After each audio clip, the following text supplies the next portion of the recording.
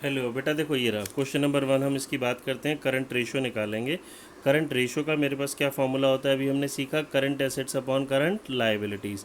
तो current assets में मैं क्या क्या लूँगा बेटा, debtor, prepaid expense, cash and cash equivalents, marketable securities. Land and building नहीं आएगा, फिक्स्ड एसेट्स होता है। Bills payable current liability. Current liability ये लॉन्ग टर्म लाइबिलिटी, जिसको हमने बोला बेटा लॉन्ग टर्म लाइबिलिटी को पॉपुलरली क्या बोलते हैं अब हम, debentures. Inventory current assets, expenses payable current liabilities. तो व्हाट विल यू डू, सारे करंट एसेट्स को टोटल कर लेंगे एंड करंट लाइबिलिटीज़ को टोटल कर लेंगे। तो मेरा क्या फॉर्मूला बन जाएगा बेटा, current assets upon current liabilities. ठीक है। सेकंड क्वेश्चन, सेकंड अभी बाद में करेंगे, थोड़ा पहले एक टाइप के क्वेश्चन करते हैं। थर्ड क्वेश्चन पे आते हैं। बेटा देखो, करंट एसेट्स गिवन है, इन्वेंट्री गिवन है और वर्किंग कैपिटल गिवन है। तो क्वेश्चन नंबर 3 जब हम सॉल्व करेंगे तो इसमें बेटा मेरे पास आ रहा है वर्किंग कैपिटल। तो वर्किंग कैपिटल एक नया वर्ड है, मुझे पता होना चाहिए। वर्किंग कैपिटल का फॉर्मूला होता है current assets upon current liabilities. Working capital का क्या फॉर्मूला, सॉरी गलत बोल गया, current assets minus current liabilities. Current assets में से अगर मैं करंट लाइबिलिटीज़ को माइनस कर देता हूँ तो वो आता है वर्किंग कैपिटल। दैट मीन्स ये मेरे daily day to day expenses के लिए जो मुझे कैपिटल, जो पैसा चाहिए होता है, उसे वर्किंग कैपिटल बोलते हैं।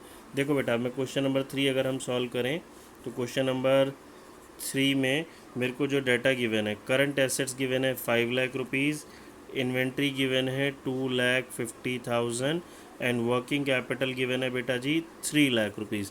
करंट रेशो निकालनी है। तो ये कैसे सॉल्व होगा बेटा, मेरे पास करंट एसेट्स है ना, तो मैं वर्किंग कैपिटल का फॉर्मूला डालता हूँ। वर्किंग कैपिटल का formula current assets minus current liabilities. ये 3 lakh equals to 5 lakh minus 2 lakh. Current liabilities नहीं है, ये उधर जाएगा तो करंट लाइबिलिटी बेटा मेरे पास कितनी आ जाएगी, 2 लाख रुपए। हो गया सॉल्व, सिंपल सा क्वेश्चन है। तो करंट रेशो का क्या फॉर्मूला हो गया, current assets upon current liabilities, that is 5 lakh upon 2 lakh. इसको आप सॉल्व कर लेंगे, ये मेरे पास फॉर्मूला, मेरा आंसर आ जाएगा। ये बेटा मेरे पास आ जाएगा 2.5:1। मुझे करंट रेशो का जो आंसर होता है इसी तरह फ्रैक्शन में लिखना होता है। चलिए now move to question number 4। Question number 4 में देखो बेटा, ट्रेड पेएबल है। ट्रेड पेएबल यानी कि करंट लायबिलिटी, वर्किंग कैपिटल है और करंट लायबिलिटीज़ भी गिवन है। अब देखो, उसने आपको कंफ्यूज करने के लिए ना करंट लायबिलिटी वर्ड भी गिवन है और ट्रेड पेएबल भी गिवन है। बच्चों बात से समझेंगे, अच्छे से समझेंगे। Trade payable is a part of current liabilities. Trade payable is a part of current liabilities. जब मुझे वो करंट लाइबिलिटी कह रहा है तो दैट मीन्स इसके अंदर ट्रेड पेएबल इंक्लूड होगा। ठीक है, मुझे करंट लाइबिलिटीज़ के अंदर ट्रेड पेएबल को प्लस करने की ज़रूरत नहीं है। तो बेटा मैं इसको सॉल्व करता हूँ। तो क्वेश्चन नंबर 4 में मेरे पास देखिए, ट्रेड पेएबल गिवन है 50,000 रुपीज़, वर्किंग कैपिटल गिवन है ₹9 lakhs and current liability given है 3 लाख। ठीक है जी। अब मेरे को क्योंकि करंट लायबिलिटीज़ गिवन है तो ट्रेड पेबल का कोई काम नहीं है, मैं डायरेक्टली वर्किंग कैपिटल का फॉर्मूला लगाता हूँ, CA minus CL। 9 lakh equals to, current assets नहीं है, करंट लायबिलिटी 3 लाख, ये उधर जाके प्लस हो गया बेटा जी, तो ये कितना आ गया, 12 लाख। तो हो गया सॉल्व, सिंपल सा क्वेश्चन है। तो वर्किंग मेरे पास करंट रेशो का क्या फार्मूला होगा, current assets upon current liabilities, यानी कि 12 lakhs अपॉन 3 लाख, 4:1। डन। चलिए बेटा फिफ्थ क्वेश्चन पे आते हैं।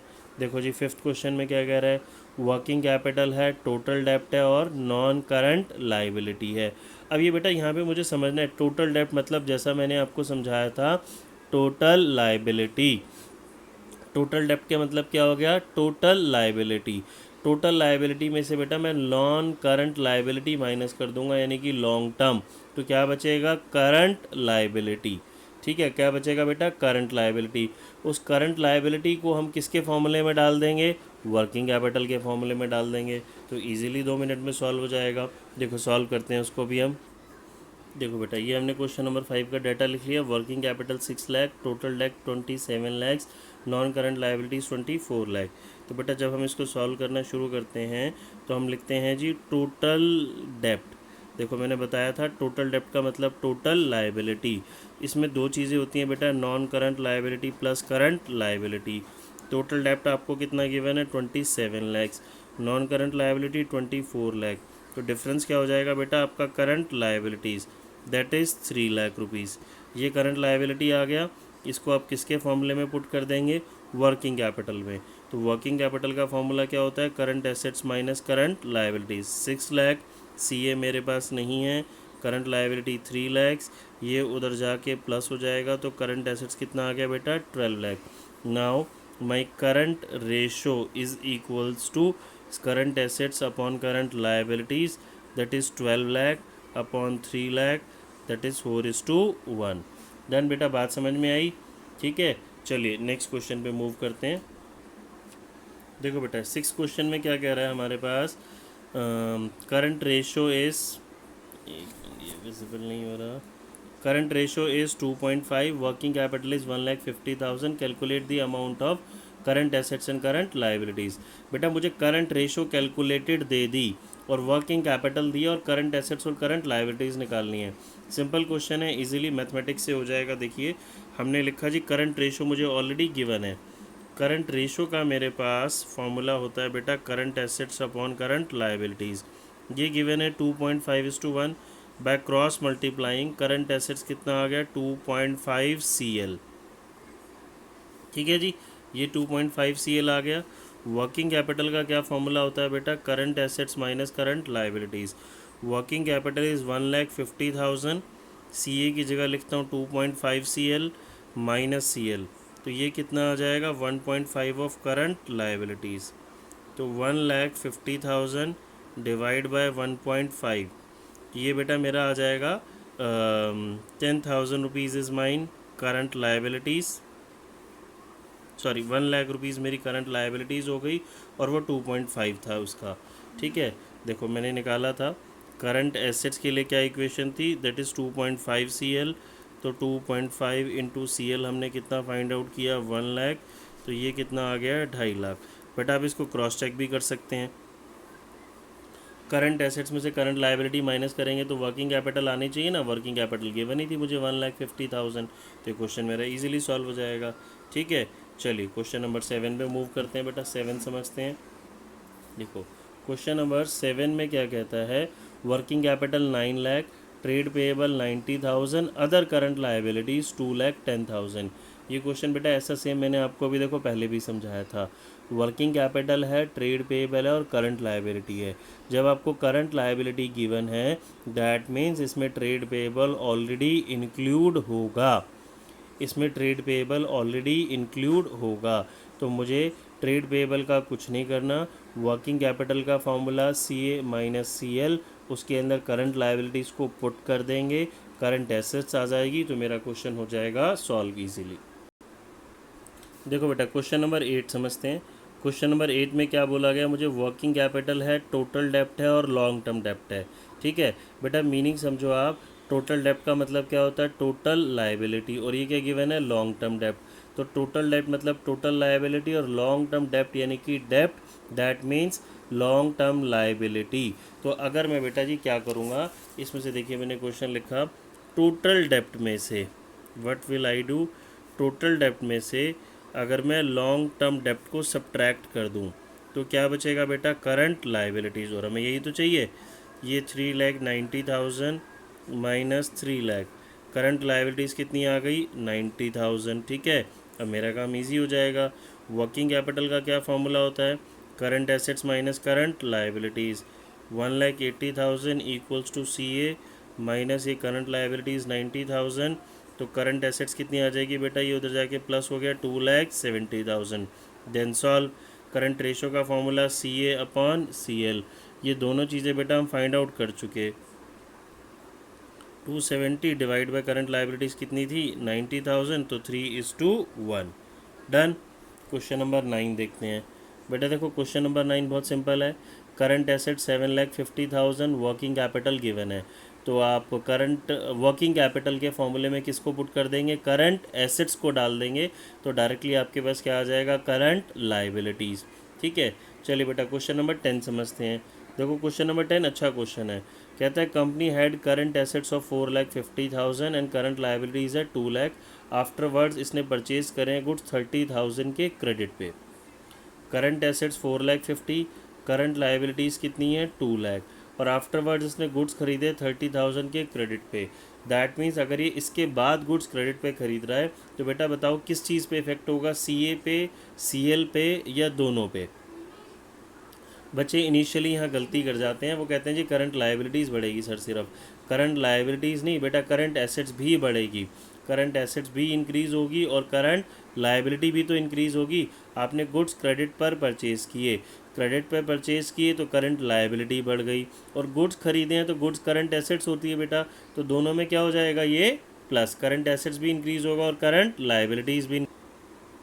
देखो बेटा ये 10th क्वेश्चन में करंट एसेट्स गिवन थी, करंट लायबिलिटीज़ गिवन थी, और फिर कह रहा है जी हमने गुड्स खरीदे 30,000 के क्रेडिट पे।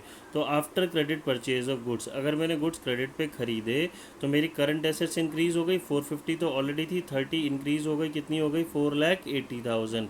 करंट लायबिलिटीज़ भी इंक्रीज़ हो गई, 2 लाख की ऑलरेडी थी, 30,000 के क्रेडिट पे खरीदे तो 2,30,000। तो मेरी करंट रेशो 4,80,000 अपॉन 2,30,000, इसको हम सॉल्व कर लेंगे बेटा तो हमारा ये आंसर आ जाएगा। ठीक है, आगे देखो बेटा क्वेश्चन नंबर 11 क्वेश्चन नंबर 10 के जैसा ही है, जस्ट अपोजिट है उसका। कह रहा है जी करंट लायबिलिटीज़ कितनी है मेरी, 1,75,000। करंट रेशो कितनी गिवन है, 2.5:1, और then it paid 30,000 to creditor. मैंने क्रेडिटर को 30,000 पे करे, तो फर्स्ट ऑफ ऑल मैं करंट रेशो तो मुझे गिवन ही है 2:1, इसमें करंट लायबिलिटीज़ डालूंगा, क्रॉस मल्टीप्लाई करूंगा तो क्या आ जाएगी, करंट एसेट्स। तो मेरे पास अब करंट एसेट्स और करंट लायबिलिटीज़ दोनों की फिगर है, इसको मैं, इसका मतलब है ये इसकी ट्वाइस है, इसको डालूंगा यहाँ पे फुट करेंगे तो करंट एसेट्स आ जाएगी 3,50,000। ठीक है, फिर हमने 30,000 क्रेडिटर को पे करे, 30,000 क्रेडिटर को पे करे तो करंट एसेट्स और करंट लायबिलिटीज़ दोनों डिक्रीज़ होंगी बेटा। अगेन यहाँ पे फिर बच्चे मिस्टेक करते हैं, क्यों दोनों डिक्रीज़ होंगी, क्योंकि जब मैंने 30,000 क्रेडिटर को पे करा तो मेरा कैश भी डिक्रीज़ हुआ, कैश यानी कि करंट एसेट्स डिक्रीज़ हुआ, और मेरी करंट लायबिलिटीज़ भी डिक्रीज़ हुई, तो दोनों में से डिडक्ट हो जाएगा। उसके बाद हम दोबारा रेशो को क्या कर लेंगे, सॉल्व। ठीक है, चलिए क्वेश्चन नंबर 12 समझते हैं बेटा। देखो क्वेश्चन नंबर 12 इंपॉर्टेंट है हमारा, अच्छा क्वेश्चन है। कहता है करंट एसेट्स है हमारी 3 लाख और करंट लायबिलिटीज़ हैं 2 लाख, रेशो इज़ 1.5:1। रेशो भी इसने सॉल्व करके हमें दे दी। कहता है अकाउंटेंट हमारा फर्म का is interested in maintaining current ratio is 2.2:1। Already मेरी एट प्रेजेंट जो रेशो है दैट इज़ 1.5:1, बट हमारा अकाउंटेंट क्या चाहता है कि हर ratio should be 2:1 by paying a part of current liabilities. हमें कुछ करंट लायबिलिटीज़ हम पे कर दें सो दैट मेरी रेशो क्या हो जाए, 2:1।